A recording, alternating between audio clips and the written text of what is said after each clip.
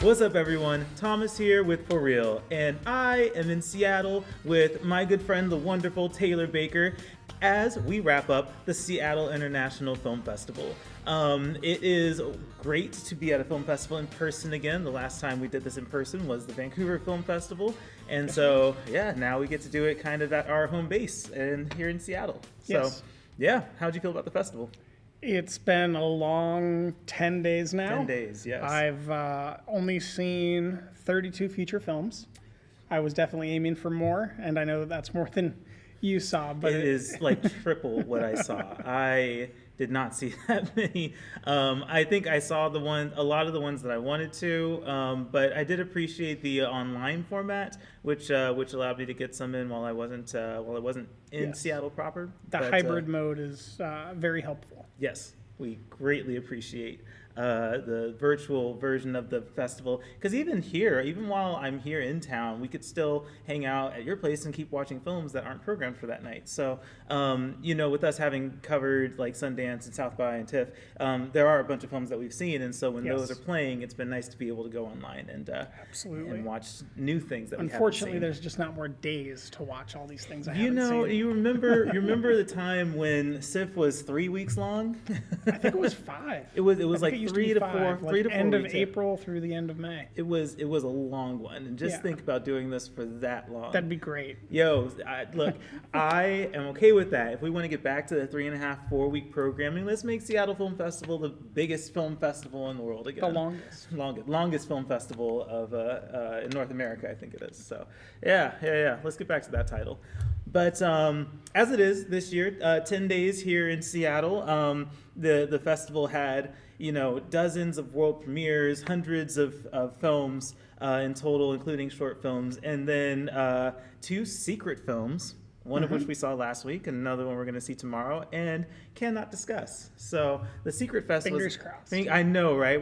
We have our hopes set on maybe a couple titles that might screen for this second Secret Fest screening, but yeah, we can't talk about it. All I can do is hype up how great it is to go to these secret films and have that experience, and then be very secretive about it afterward, because we cannot talk about it. It was definitely one of the funner theatrical experiences we've had so far, though. Yeah, absolutely. I didn't know what to expect going into Secret Fest, but I was pleasantly surprised, and I guess that is really the most I can say. Correct. So we've seen a bunch of films, and I think that to wrap up, we want to talk about what our top 3, top 5. What do you think? I've got a top 5. You've got a top 5. I have a top 5 and some honorable mentions. So we're going to talk about those. And do you want me to start, or do you want to start? Why don't you start? I will start. I'm going to start with my number 5, which was actually one of the first films I was able to watch at the festival. And that film is I'll Show You Mine, directed by Megan Griffiths, and it's really a one-setting film, 2 characters with a bunch of conversation and interactions and learning and secrets and revelations. So this was one that I thoroughly enjoy, because I like these small-scale conversation-based type of films, and it really hit that type of storytelling for me. Yeah, it's a little intimate dialogue piece. It's not quite a one-roomer because they move around a property, but it feels like one-roomer. It's got strong atmosphere to it. There's certain notions of the characters that are a little bit lower quality than the soaring heights that the film hits in certain moments, but it's a strong effort. Yeah, absolutely.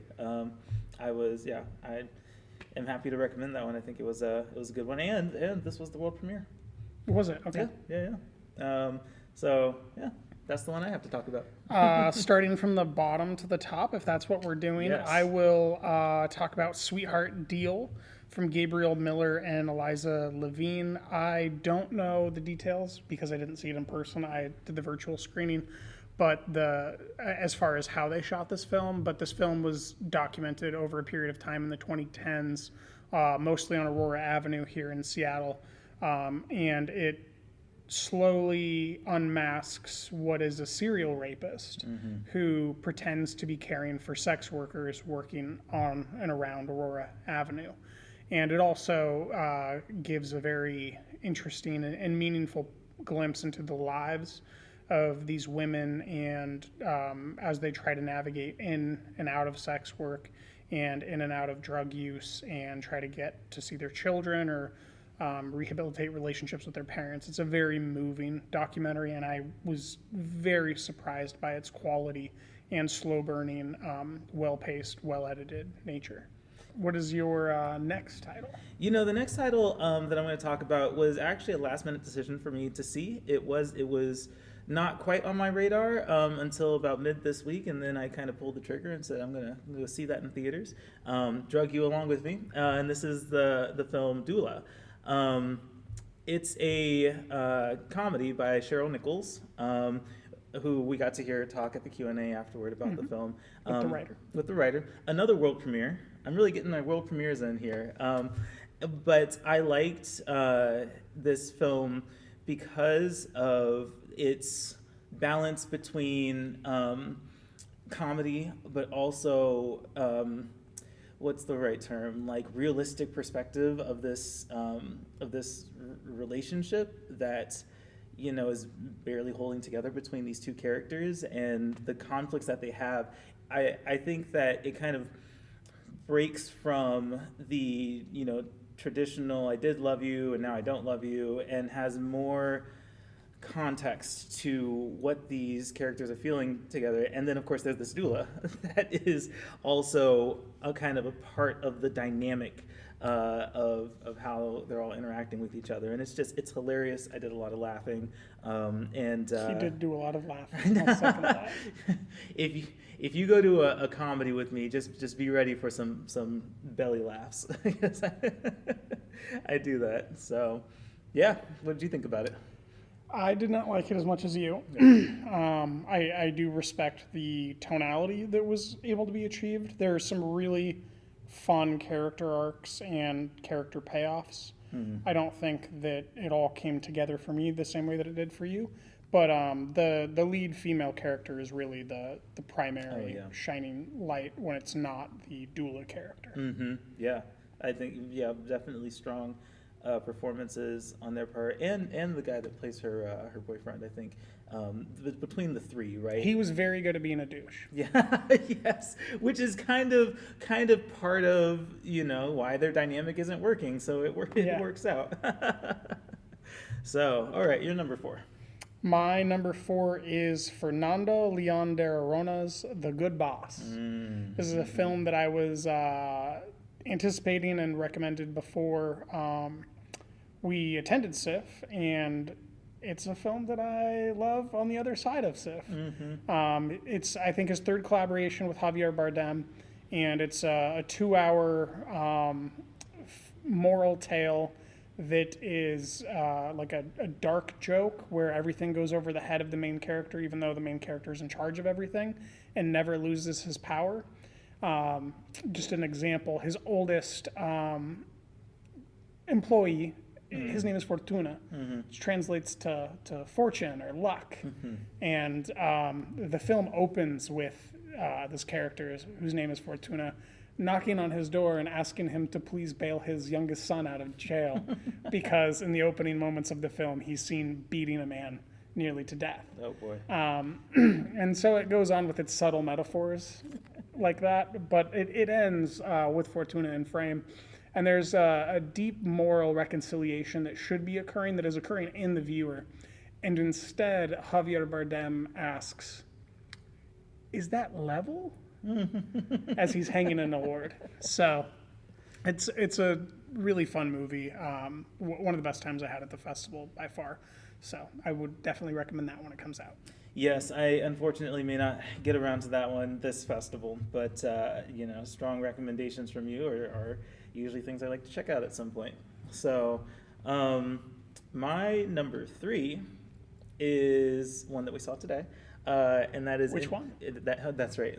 It's INU-OH. I had a very interesting time with this film because I went into it not really knowing anything about it. I knew it's anime styled, Japanese film, and so that was it.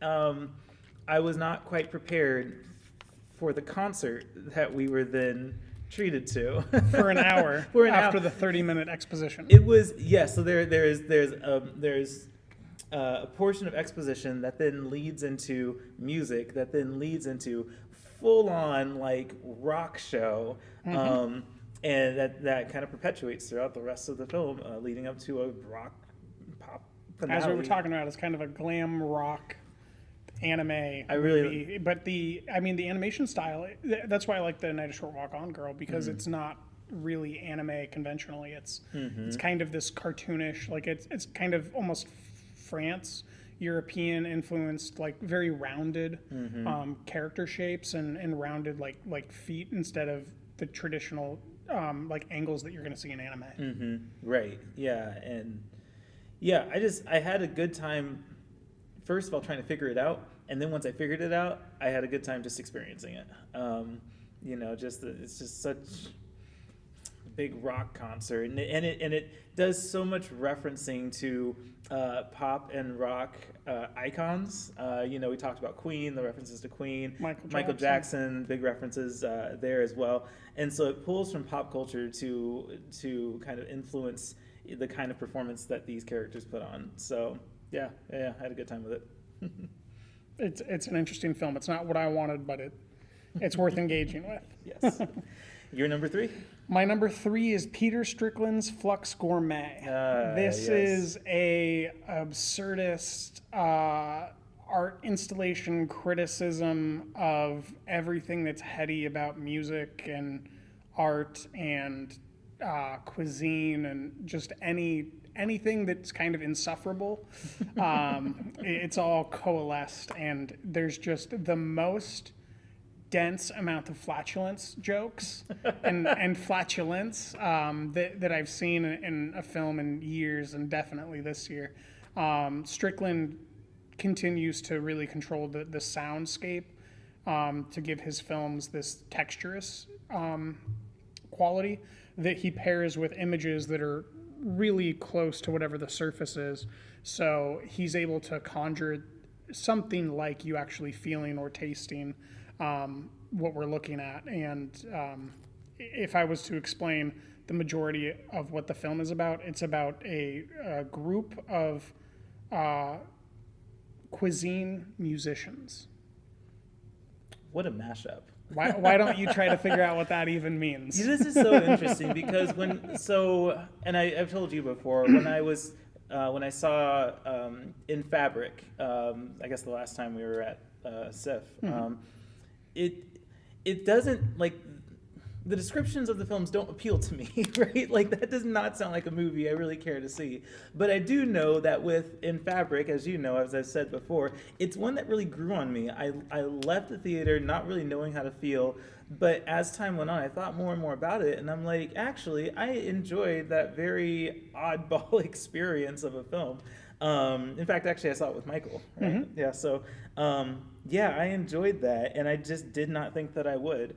And so that's why I want to give FLUX GOURMET a chance, but logistics prevented me from being able to attend this time. So yeah, I think it'll enter wide release in August, if I remember correctly. Cool. That would be awesome. Your number 2, sir. My number 2 is a film that actually Beaumont convinced me to see. Drug you to. No, so we were down at the festival last weekend, and he doesn't. This is his first time at the Seattle Film Festival, so I really wanted to make sure that he got to see the films that he wanted to see while he was down here. And so he pointed this one out and said this might be interesting, and I went along with it. And the film is called CELTS, directed by Malika Tomovic, and I think that this was another film that I went into not having the proper or the right expectations for. And I guess it's a Serbian film, and it's one that I was expecting more of a narrative arc or drama to, like a traditional beginning, rising action, climax, that thing. And it really is not that. It is very much slice of life. It's very much, here's this birthday party that kids are enjoying, that parents of these kids are also enjoying, maybe with some liquor and intoxicants, right?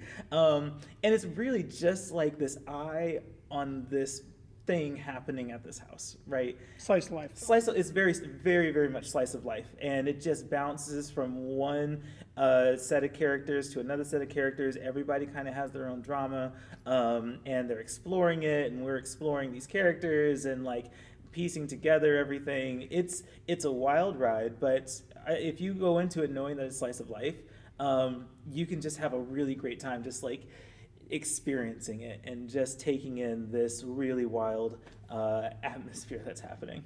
So, yeah. It's one that I want to get to before the festival ends. Fingers crossed. I do recommend it. And thank you, Beaumont, for suggesting it, because I don't know if I would have gone otherwise. So, and it's my number 2. My number 2, I believe, is your number 1 film of the film festival. Oh, yes. We just got out of this film. Yes. And I like it quite a bit.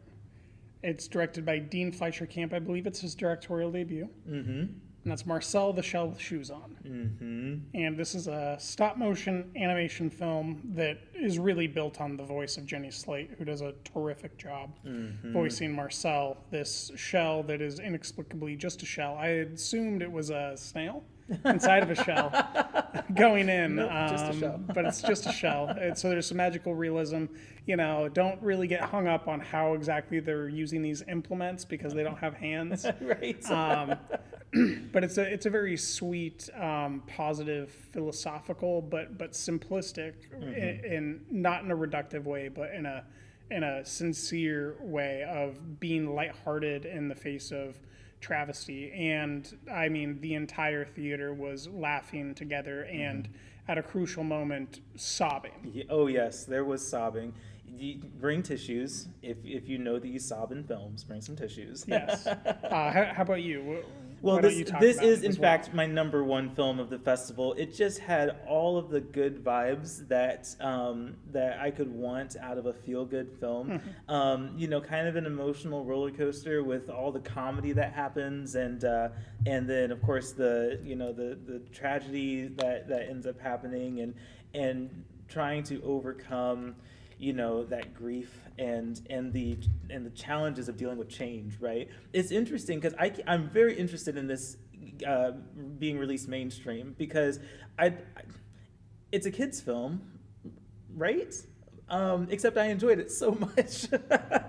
Yeah, it's definitely in that spot in between. That actually makes it even more similar to this correlation that I was playing with in my head. It really reminds me of Bo Burnham's 8th Grade. Oh, right. Not just because of this age thing, but because of this tonality of positivity and negativity, and the clear and concise writing and direction, like just the masterful control of what you're making the viewer experience.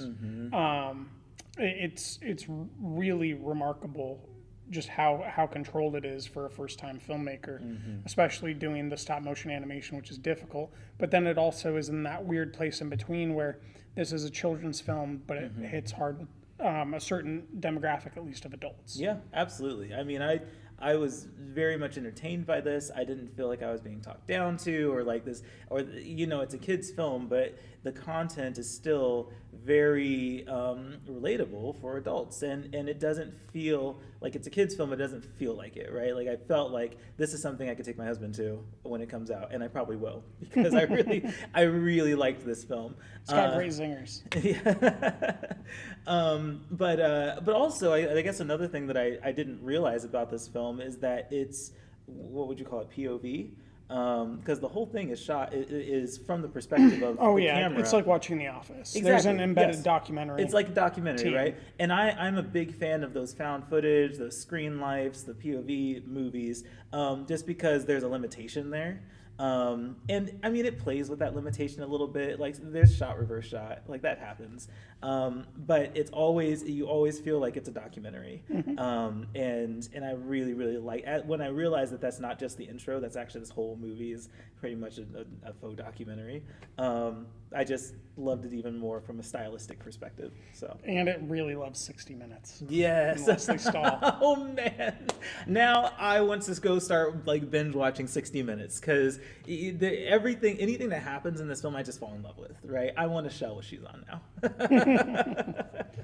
Well, I will quickly get my number one out of the way then. Yes. My number one film of the festival is Hong Sang-soo's In Front of Your Face. I had a feeling that it would be very high up there. It is very high up there.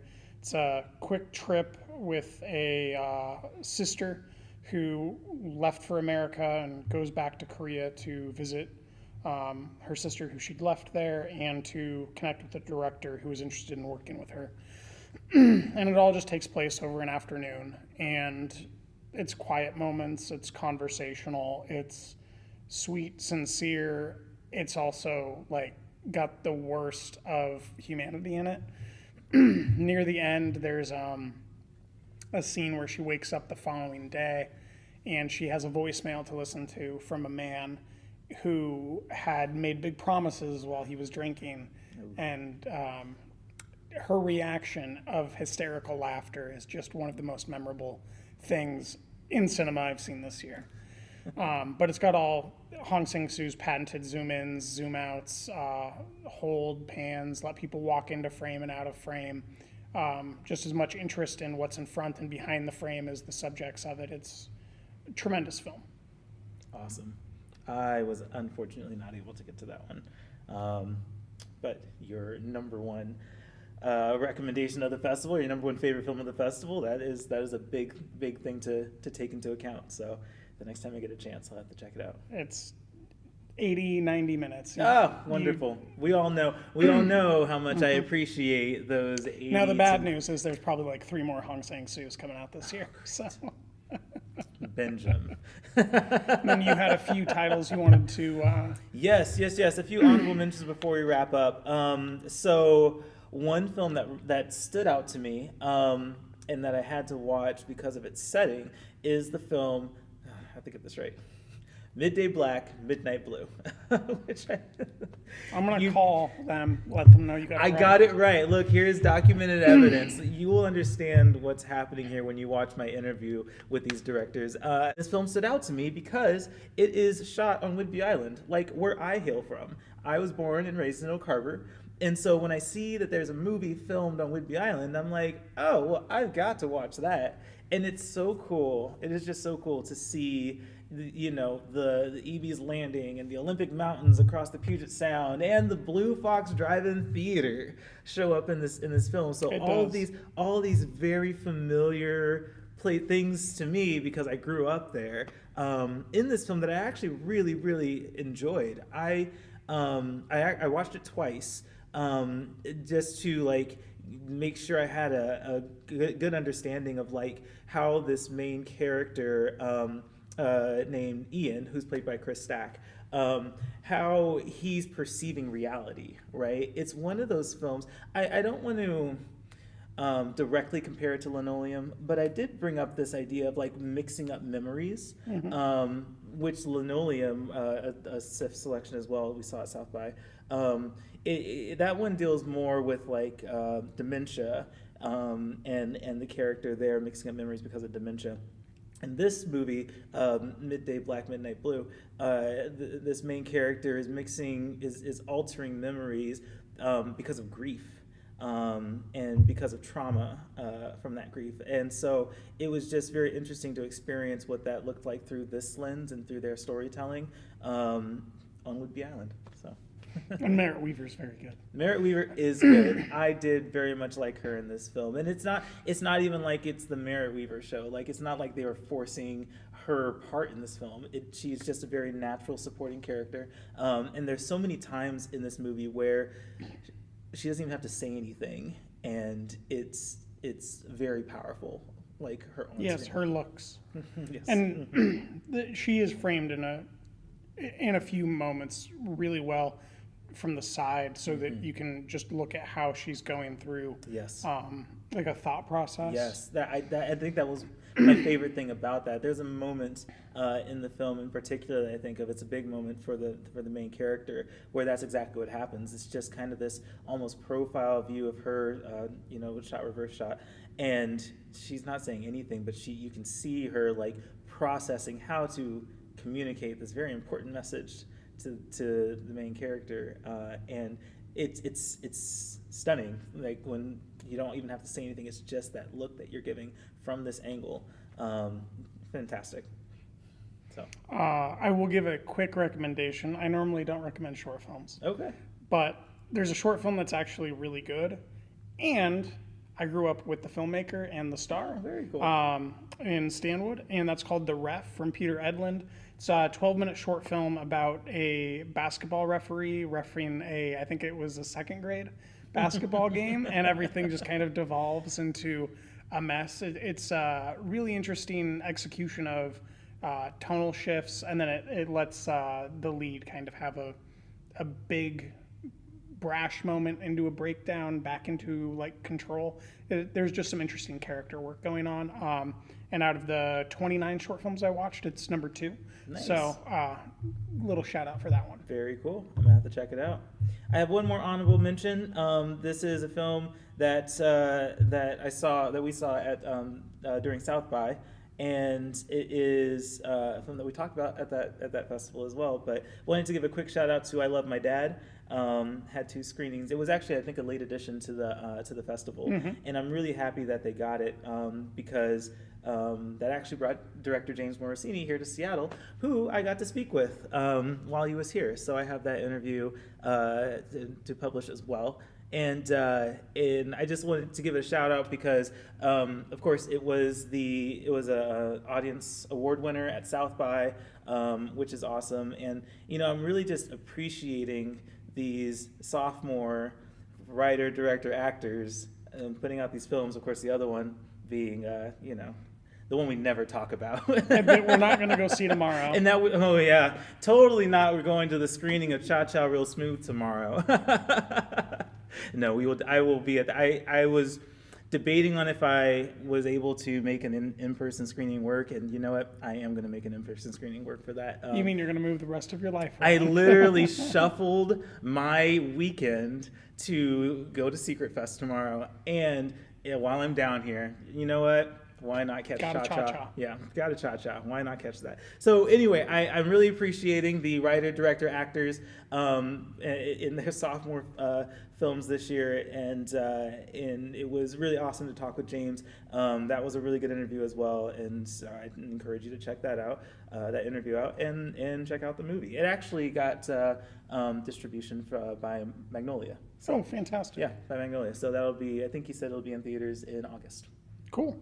My last recommendation that isn't necessarily a top 1 through 5 is Everybody Hates Johan. Yes. This is just excellent demonstration of how you can do a lot with a little. And it tells the story of a boy who grows up with, I guess, I don't even know what the term would be, parents that blow shit up. The introduction of this film is mid-World War II, and they're just going around blowing up all the bridges so that the Nazis can't invade. And then they go and knock on the door where all the soldiers are in this tiny little hut to let them know that they've blown up the bridges, and they all freak out. They're like, we were getting ready to do that. We were going to do it. And it's just this running gag of like how this character, Johan, who everybody hates, continues to just like do what he knows needs to be done, and that undercuts the masculinity of this entire village. And eventually he gets kicked out of it and comes back, but it's a very funny film. It's tragic, it's sweet. I was very surprised by it, and I think it has distribution coming, and if you get a chance to see it, I absolutely recommend it. Yes, so my plan for the last day of Siff is to finish Sweetheart Deals, go to Secret Fest, Cha Cha Real Smooth, and then that one I might make my last film virtually. So, Nice little comedy. yeah, I mean, I've heard great things about it from multiple people, and I like to end my festivals on high notes. So yeah, that is the plan for me. So Fantastic.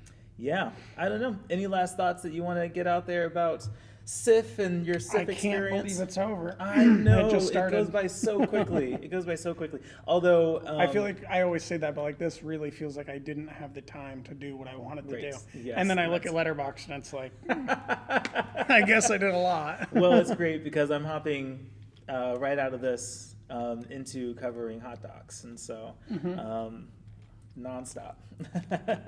I wish it was just you doing that. Yeah. Nope. You got to tag along too. So fortunately, we're going to be doing that virtually, and I'm looking forward to seeing what documentaries there are to experience there. We've got some other friends doing it too. So Yeah, they'll yeah. probably join us for a video or two. I always love putting these on. So, yeah. Anyway, thank you all for watching. Really appreciate you tuning in. Of course, Taylor here, again, is from Drinking the Movies. Can Yep. you direct everyone to how to find your content and social media? It's really hard. You go to drinkingthemovies.com and there's an about. Everything's there. Everything's there. He makes it so easy. How about you? You can find me and my content, including Siff coverage, at thisisforreal.com. For real, of course, spelled FORREEL. Social links are on the website to For Real social media. You can also follow me personally at beingtsj on Twitter and Instagram. So that's it. We're wrapping up Siff. Well, at least as far as this video goes, we got one more day, and I'm looking forward to doing that. But, until the next time we hop on another one of these videos, thank you for tuning in, and this is For Real.